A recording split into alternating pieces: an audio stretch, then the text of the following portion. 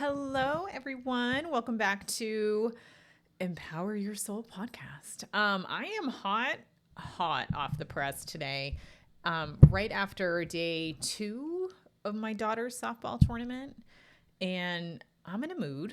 And I already recorded a version of this, which was incomplete because I have recorded it halfway through the day, and now I needed to finish with the other half of the drama that happened at the softball tournament. Yeah, it's drama. It's drama. But much like the previous episode I recorded last week on, what did I call it? Decluttering into alignment, and how I've been going through these layers and layers and layers of like trauma and triggers, etc. I was hit like a brick today.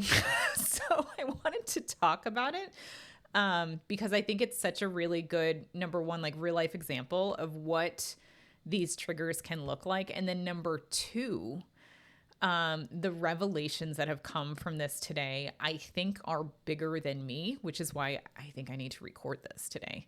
And so, I'm going to try to keep it a little simple for all of you, just because there's a lot of things I could go into in terms of the rabbit hole. But I'm going to try to keep it a little high level. So apologies if I end up going everywhere with this, but just to give you a little bit of background, my daughter is in a travel softball league. So that includes essentially weekend tournaments in June. So 3 out of the 4 weekends of June, we will be at tournaments. This was the first one. And she has been on this team since fall of last year. So this has been 9 months of softball. And these practices have been happening 1 to 2 times a week, essentially for 9 months. They've ramped up recently. So it's been very busy. So you're talking fall, winter, spring. In addition to being on this team, a requirement of being on the travel team is that you also play fall ball and spring ball. So in addition to the 1 to 2 practices a week for the travel team, now you have a practice and a game a week for each of the fall and spring sports.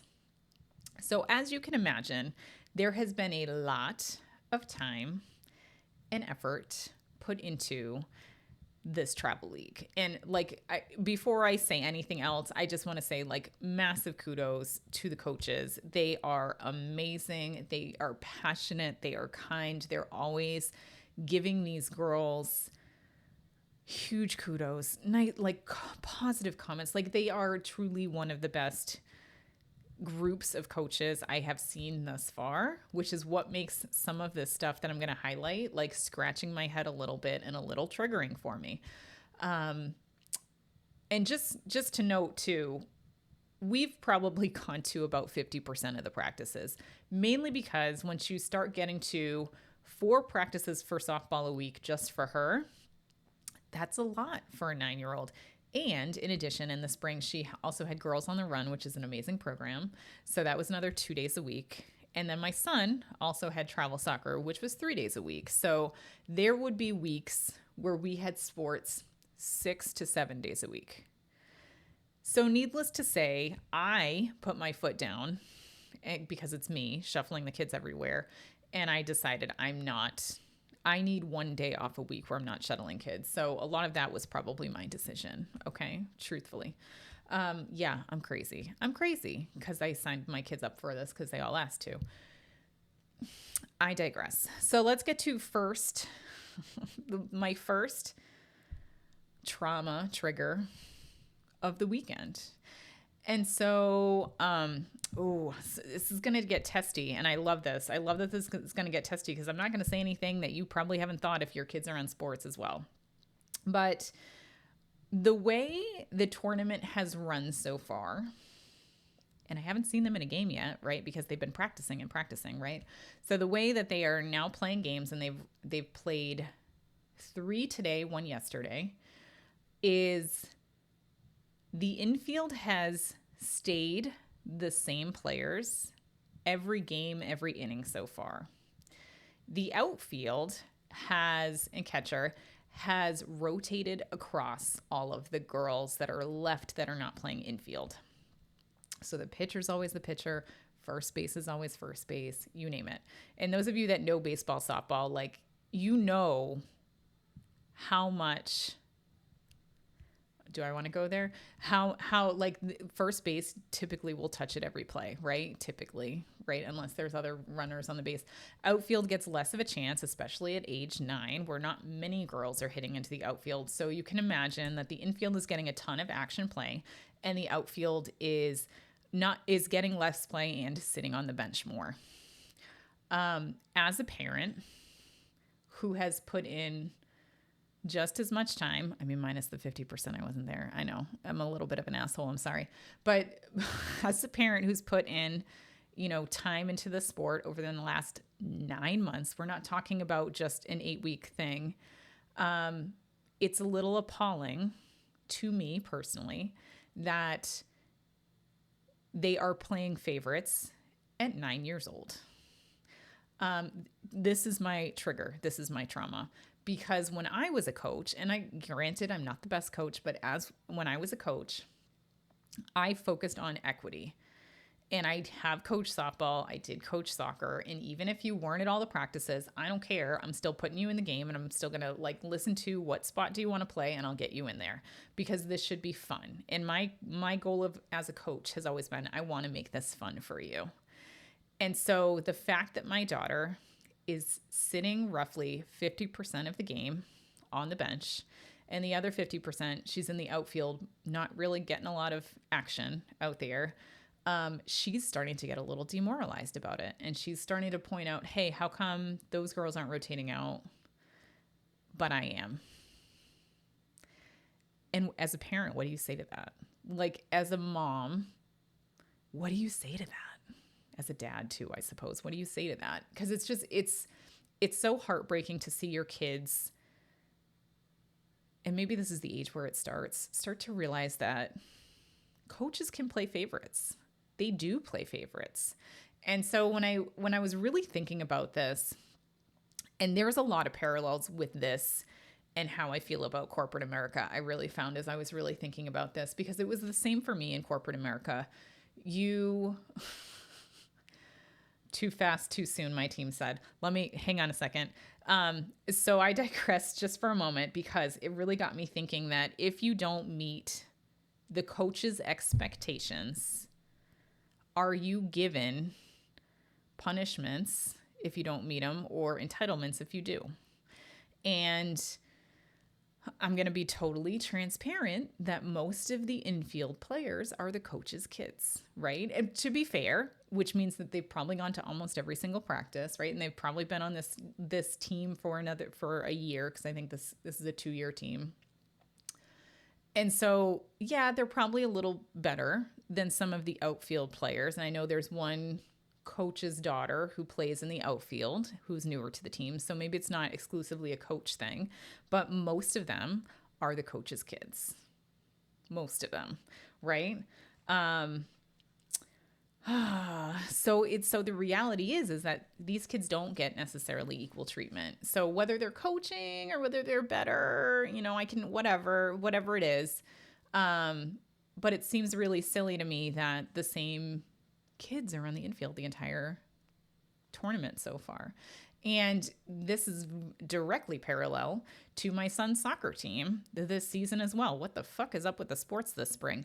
Because he played the same kids in the same spot, and they would play the entire game. And there would be 3 kids that he would essentially bench for 45 minutes out of an hour game. So 75% of the game.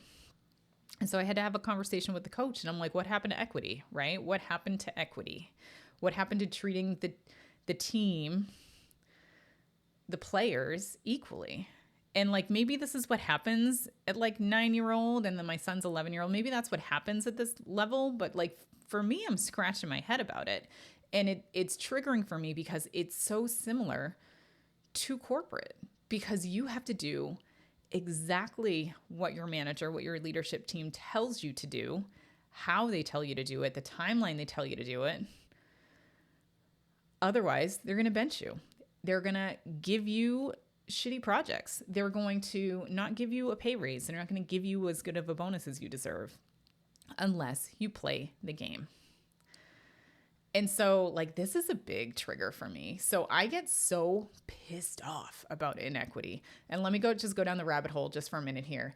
And I think, thankfully, due to Adriana and Carly, Carly, you'll hear on the podcast hopefully soon, because my human design is a projector. And so projectors, if you're aware of human design, don't need to show up as much or as hard as a lot of the other human design types. They don't. Because the uniqueness about projectors, which is me, is that we are very efficient. We learn very quickly and we can do things very quickly. So and this is true with Mike, one of my consulting bosses that I've had, where he's like, you can do 40 hours of work in 10. And I'm like, yeah, I can. And he's like, no one else can do that. But he recognized that, which is why I love him. But in corporate America, you had to show up for the 40, which meant that they got like 80 hours, 120 hours of productivity out of me, because I'm that fast, because I'm literally that fast with my work. I can do things in a matter of hours, what would take other people weeks. And so when you're talking about my daughter, who's also a projector, she does not need to show up to every practice to be good. She can watch you once and emulate perfectly what you do. So is she deserving of the outfield? Absolutely not. She's a freaking fantastic player. Like, she's 9 years old hitting this thing and hitting the softball into the outfield. She can throw from center outfield to home. She is a good fucking player. And so to see her talent wasted because she didn't play the game, because she's not the coach's kid, because I'm not fucking coaching that. Are you kidding me? Like, I have a hard enough time coaching like 8 weeks in a season, never mind 9 months straight. I'm a projector. I don't have energy for that, right? I don't have patience. I don't have time for that. I have a life, people. I have a life. And so this, echoing of inequity, God, triggers me and pisses me off to no end. And Spirit's telling me to pull a card. So wait a minute. You already pulled it. They're saying, nope, that's not that one. Hang on.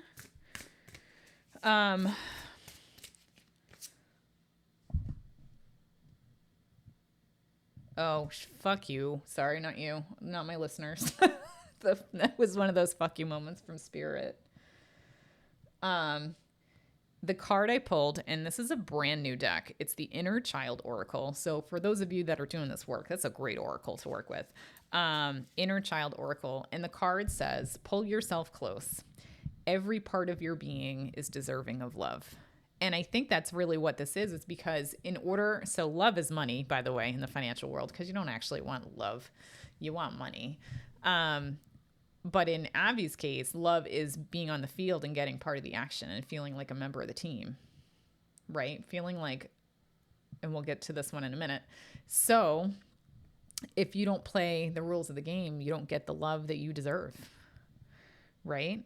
Every part of your being is deserving of love. And that's the problem I have with inequity, is that for the people who are dishing out the love, in this case, dishing out the positions and the playtime, if you don't follow the rules of their game, they're not going to give you your best the position. And that's what she said. Did someone say that? Welcome to Nicole's mind. If you don't play by the rules of their game, they're not going to let you play the game. And you only are deserving of love when you play the game their way, because that's the only way they can comprehend love. And so I think that's what really pisses me off, is that people don't realize there's other ways. There's other ways people operate. I bet you my coaches don't know, her coaches don't know, that I took her for private lessons all winter instead of going to the stupid winter thing in this horrible auditorium that they have, right? Why would I bother telling them? Because to me, how she plays the game should tell me where she ends up on the field, not necessarily did she show up for all the practices. Is she a coach's daughter, right? Can you hear the bitterness in my voice?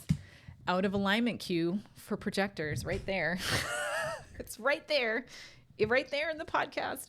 So yeah, I'm really bitter. And so this is why, and Spirit's telling me there's nothing to resolve here. It's this constant battle I face with people in charge and not having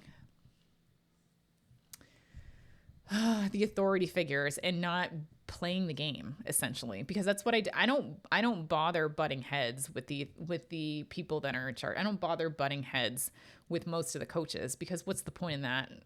They're just going to give my kids less time, right? So, oh, that's not true. They're saying, oh, they're right. Sorry, they are right. So historically, it's the other end of the, see, I'm processing live on air right now. So historically, I wouldn't have done anything, which is why I just quit private equity. Why I've quit all my jobs is because once I'm done playing the rules of the game, and I'm not going to drive to Boston 3 days a week at 6 to 8 hours in the car. No, thank you. I just decided to leave because I don't want to play that game, and I don't think they're going to bend the rules for me. So I'm just going to go. Right. This is my MO. I don't go and like try to rewrite the rules for the authority figures. I just decide we're out of alignment. I'm going to go. Right.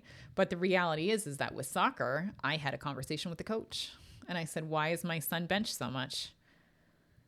To be fair, I had that conversation very respectfully. I said, this is how you phrase it, by the way, if you don't want to be a total asshole, could you help me understand why Brody is not getting as much playtime as the other kids and what he can do to increase his playtime? Doesn't that sound a lot better? Oh man, I was seething when I had to have that conversation.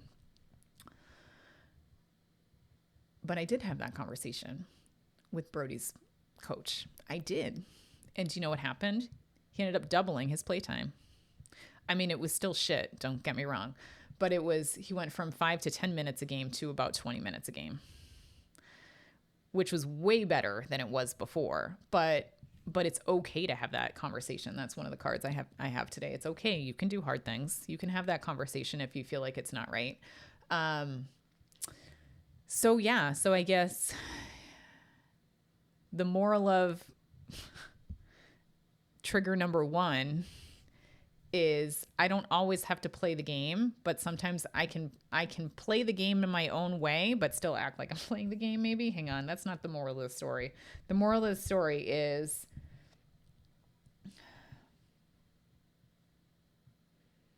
I'm hesitating because I'm looking at the card that they had me pull. Every part of your being is deserving of love. Show up. I'm hearing Spirit say, show up when you can show up, and they should see that effort. And if they don't see that effort, have a conversation. It's okay to have that conversation. If someone isn't giving you the love you deserve, it's okay to have that conversation. It's okay. So that's the theme, is this other card I pulled that says, you can do hard things. It's not as impossible as it can feel. This is the theme across both of these triggers I'm going to talk about today. So I can do hard things. I can show up and ask for love when I think love is owed to me. When I think my daughter can get more playtime or play in the infield, I can go have the conversation with the coach about it. So that's trigger number 1. Welcome to my processing live on air. Thank you, everybody. Trigger number 2. This is the one I'm really pissed off about right now. This is the one that I know I need to make this podcast about. So her team is very good. They've been practicing for 9 months, twice a week, right? Her team is very good. So we killed it as a team. I say we as in the team. We killed it for the game we had last night, and then the 2 games we had this morning. So they were killing it. They were doing so good, pun intended. When we got to the 3rd game, which this is the hilariousness of it, is that they ended up moving up the 3rd game, but my damn app didn't tell me that they moved it up. So we ended up showing up like halfway through the 3rd game. They were being creamed, everybody. Like when I say creamed, it was like 15-5. Like we were losing big time. But we showed up. We were late. We were an hour late to an hour and a half game. Fucking game changer app. But everything happens for a reason. There was a reason. So this is the hilarity of it, is that we weren't even there for most of the game, but they still let us squeak in. And at the end of the game, after they had lost big time, my daughter had played in the outfield for like 2 of the two times out of the 3 times that were left after we showed up. And they have like a team huddle after the game, have a big conversation about it.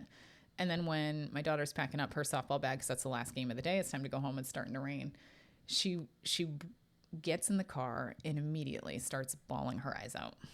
And I'm like, what the fuck? I could see she was upset. I know as somebody who hates crying in public, like she didn't want to be there. So I drove her home and I said, why? What's wrong? Like, what is going on, girl? Sorry, that wasn't you. That was me, by the way, that ding. I always forget to put on Do Not Disturb. So we get home and I'm like, what's wrong with you? Why are you crying so much? And at first she doesn't want to tell me. And then when she finally does tell me, she said she heard someone say that they lost the game because of the outfield. Someone said that. It's true. Spirit says someone said that. So she was crying for about 2 hours after the game today. Like she was so upset. And no matter what I said, it wasn't helping her at all, because then she started spiraling, right? Who has, no one can have a rational conversation when a kid's in a mindset like that. But then she started talking about how like she's not on the infield, right? All of this stuff that I just talked about compounded in there. Oh, she's not on the infield. It was the infield players that had said it, one of the infield girls that had said it. That they blamed the game on the outfield, and she's the one in the outfield. And she's like, I know, she I don't know what she's talking about. Like she could have done maybe a little better. She could have gotten the ball into second base a little faster, but there ain't no saving the plays that she was playing. I can tell you that. And so she just really went down the spiral, the rabbit hole of despair about how she doesn't want to go back to the team because of what was said. She feels like she let the team down. She thinks she's a horrible player. She wants to quit softball now. And I know, it's a little extreme. My daughter's a whole lot of drama, and I love that about her. She's got really big emotions. She's probably going through early puberty at this point at 9 years old.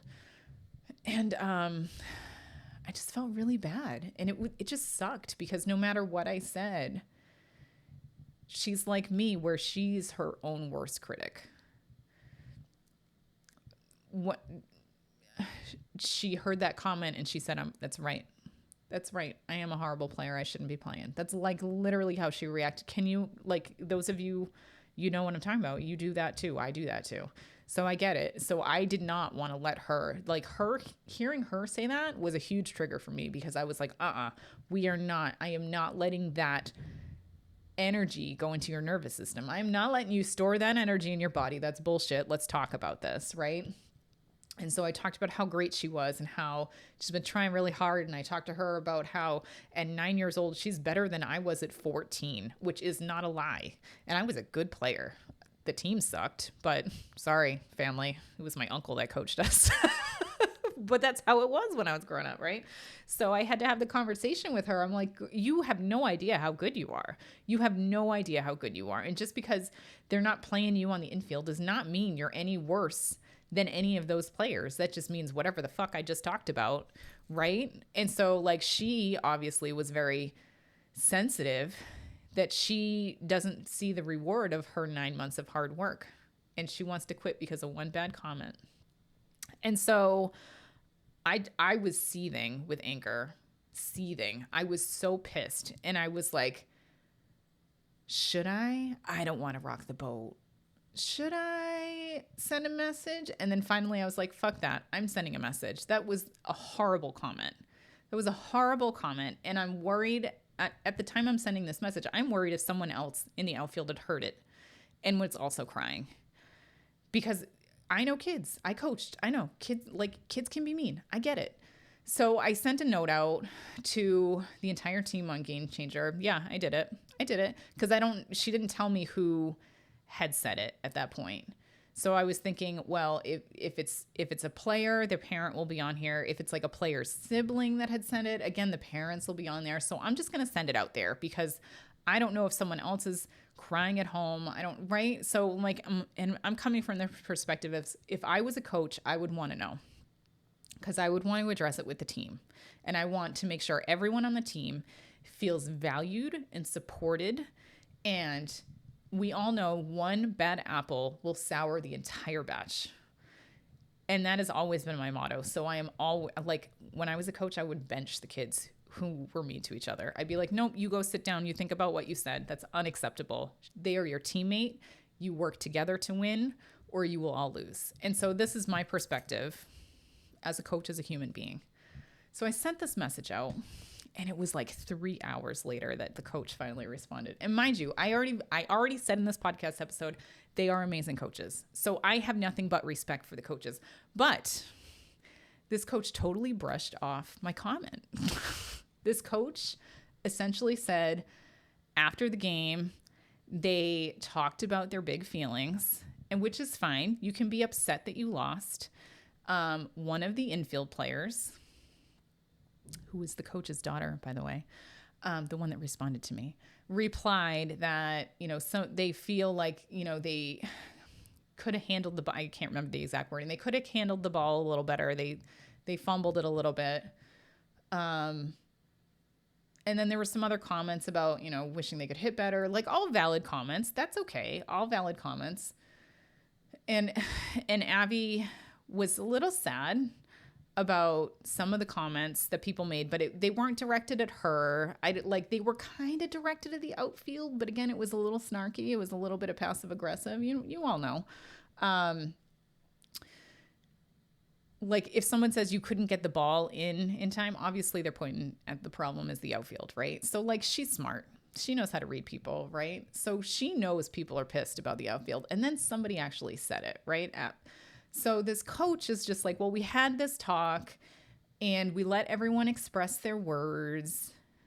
And we reiterated that this is a team environment, that we all win or lose together. I'm like, that's great. I loved reading that comment.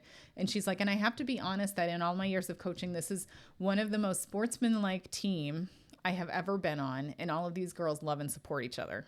Like, that's how she ended it. And I'm like, then why the fuck is my kid at home crying for 2 hours? Right? What the? So I had to respond back. And I agree with her. I see very positives from the coaching. I see most of the girls being very positive as well. But somebody had said this. So I responded back and said, I agree with your comments. I think this is an amazing team with an amazing coaching team. Like, I really appreciate all of you. But I do just have to give you context that this was said after the huddle. And I kind of just said, like, let's get them tomorrow, team, right? I was just kind of like... But I was still so pissed, and I'm obviously so pissed because I'm talking to all of you. So, like, why is it? I'm just gonna like put this out there. This is getting long. Obviously, I'm ripping it. I'm so angry. I'm so on fire. Why is it okay for somebody to express that they're pissed off about winning or losing the game, but it's not okay to talk about how those comments make you not feel good? Like, why is it okay to talk about the external black and white, we lost the game, it's okay to complain about that, but it's not okay to have the conversation that the comments of why we lost, I took it personally because of what you said, and they brush it off. Like my daughter's feelings were brushed off. And under the guise of, quote, they're all learning how to communicate. Yeah, this is fucking part of communication, everybody. Learning how to deal with big fucking feelings and emotions and how your words affect other people. Isn't that the biggest part of communication? Not the fact that you fucking lost the game. The way that you treat your teammates, the things that you say to your teammates, isn't that what we should be talking about? I'm appalled. I'm appalled. And like, I think this was such a trigger for me because my entire life, I have played by the rules of the game. I have shut my mouth because I don't want to make waves. I don't want to piss people off. I don't want people to misconstrue my messages. I say it on here all the time. I don't know how people are going to take this. But when it comes to my kids, that mama bear is coming out. Like, I'm done. I am done with people stomping over the emotions of other people just for a fucking softball game. One fucking softball game in a tournament that ends tomorrow that has no bearing whatsoever because Lord knows these girls are not going professional. Is there even a professional softball team? Probably. Do I know about it? No, I have no idea what that is. Maybe they'll go to college and do softball. That's cool. But like realistically, this is a 9-year-old softball tournament. 9 years old. You're okay talking about that the fact that somebody said this, but you're not okay with how my daughter took it. Like that's how I'm reading this. And I know that's not how the coach necessarily meant it. And I know she was playing. I felt like she brushed it under the rug. How my daughter felt. And it like, okay, I'm going to stop bitching about that for a second. But no wonder we all, when I say we all, myself included, because it's a we all have issues using our voice, speaking up when things are uncomfortable, because that's how it's received.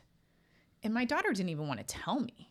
She didn't even want to tell me. She got so upset when she knew that I texted the coach, and I was like, oh, sweetheart, I didn't just text the coach. I texted the whole team because that's bullshit. And she's just like mortified that I would say something. Right? And I think that's because, back to the first card, if I say something, is she going to be penalized because I just made the coach uncomfortable? Because I just made the team uncomfortable. I held them fucking accountable for shitty ass behavior. So, oh, see, the swears are coming out. That's how you know I'm all ripping. I'm very angry. Sorry if there's any kids in the car. I'm sorry. But no wonder we all have issues with speaking up, number one, which I just covered, but also perfectionism. Because if we're perfect, we never have to have these conversations. We never have to have the hard conversations. So let's just be perfect instead and avoid all of these difficult feelings and emotions. We'll end up like the first base person, who was the one who complained about the outfield in the first place because she's the best player on the team. I fucking knew it was her. The psychic stuff, it comes in handy, because as soon as my daughter said it, I was like, I know exactly who that is because I can see it. I can feel the energy. I'm like, it was that girl. She's like, no, it wasn't. And then eventually she fessed it up. Yeah, it was. I was like, yeah, I know it was.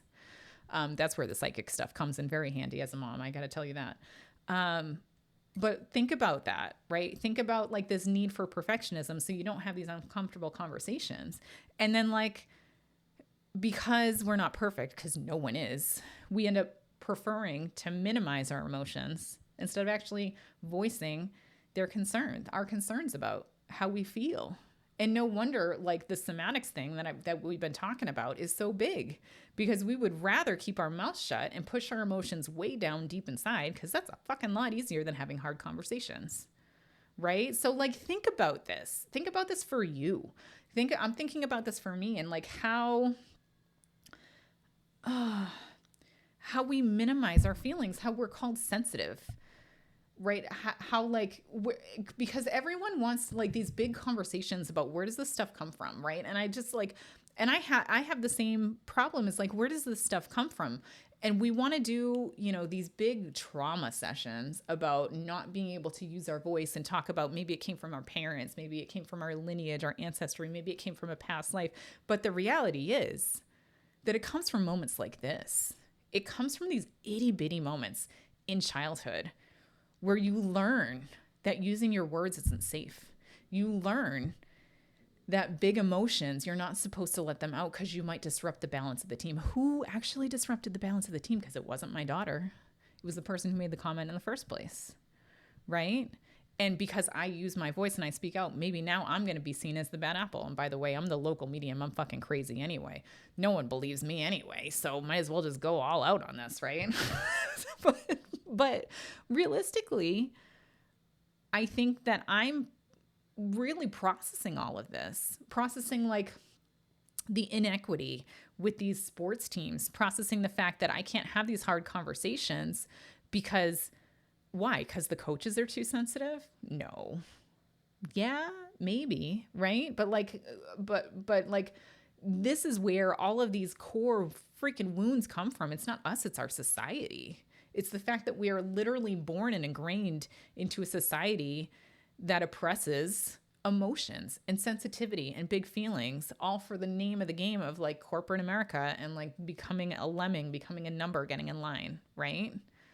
Think about all of this, because like when I'm doing this work with spirit, they're often like, you don't need to worry where it comes from. And now I see that. Now I get that, because it doesn't come from one point in time. Usually it comes from little tiny, and I think it's the right word, and sorry if I'm too woke for you, but little tiny micro transgressions like these that add up and add up and add up, that like prove to you, not just in one circumstance, but many circumstances, it's not safe to give your feelings away. It's not safe to tell people you're not perfect, because society will shun you. Your team will shun you. Your fucking coach on your team will shun you. And nobody else spoke up, by the way. No, not one coach, other coach or other adult had commented to ask if my daughter's okay. Right? Like, isn't that so indicative of society at large? And so, like, I just want you to think about that. And like the big picture for you that are listening, besides hearing like 60,000 expletives from me in this podcast episode, is I want you to think about these moments that piss you off, that rub you the wrong way. And it might just be, oh, I'm over it. Like, I'm having a bad day. You know, I had McDonald's for lunch. My stomach's upset. Or is it because what I find is these resistance points,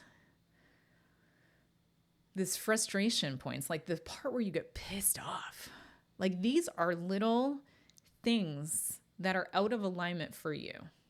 These things that don't sit right, and your body is literally giving you that reaction that something's wrong. And it might not be a big thing. It could be a little tiny thing, but something's out of alignment. What are you going to do to get it back in alignment?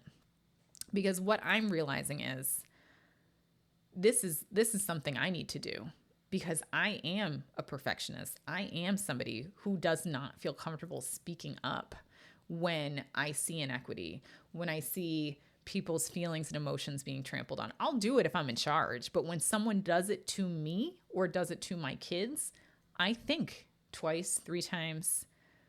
Honest to God, I checked my freaking pendulum to see if I should send this before I did, because I don't trust myself. And I think that's the big problem, is that I'm ingrained in the culture of suppression. Me, you. And so I need to make that right. So this is my vow. This is my vow. When I see inequity, I'm going to speak up. When I see somebody being trampled on emotionally, I'm going to speak up. I'm going to have those difficult conversations, because I let it slide for 40 years of my life, and I'm done letting shit like that slide. I'm done. Because isn't this the next era that we need to step into? Isn't stepping into 5D consciousness, moving more towards Christ consciousness and moving towards kindness and unconditional love and light? And how are we going to hold people accountable if we're to unconditional love, if we can't even have the conversation of, hey, somebody said something nasty to my daughter. Can you guys just listen for it next game? And if it's your kid, can you address it? Like, why can't we have those conversations? I would certainly want to know if my kids were assholes to somebody else. I would have that conversation with my kids. And I have that conversation with them all the time. So I am going to start pointing out and holding people accountable for shitty ass behavior. I know, like, there's probably some sort of a flaw in this system. The fact that I'm going to complain and put negativity out there when somebody else does, but I'm going to try, I guess, let me caveat. Here's my asterisk of what I just said. I'm going to kindly hold people accountable to shitty ass behavior. Let's add kindly in there. Okay. I'm lovingly going to hold people accountable for shitty ass behavior, because if I don't address it, nothing's going to change in my life. And if we as a collective don't start realizing our unconscious patterning such as this, how the fuck are we ever going to ascend to the 5D? I don't know. So there you go. Oh, and the last card they had me pull, by the way, because I think this is part of the story of using your voice and speaking up, even when it's uncomfortable, is like, you're not sure how it's going to take it. So the last card I have is, it is okay to be misunderstood. Perception is not always based on the truth. And I think that's such an interesting card because my truth will be different than your truth. Just like my truth of my daughter was very different than my coach's truth of what she's seen on the team and what she talked to the team about. And that's okay. Both of our truths can be true. And we can agree to disagree once we both said our fair share. And we probably did. I guess that's how it ended, is like we agreed to disagree. And that's okay. But I put it out there that somebody said something. And now, if it happens again, I can have that conversation again, and or the coach will be ready for it because she already heard it happen once.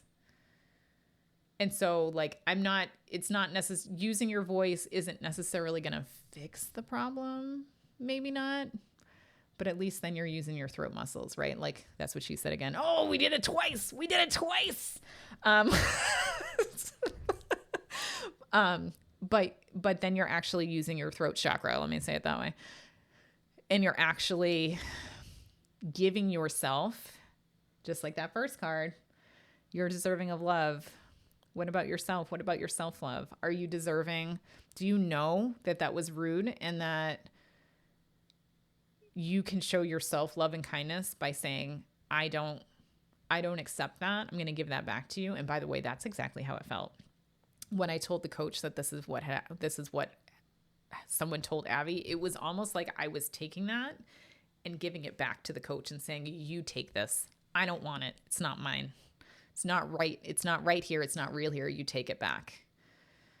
And so like, that's what I mean by holding people accountable, is send that energy right back at them. Be like, nope, I see what you're trying to do here. It's not mine. It's yours. Here you go. That was incredibly rude of you. No, thank you.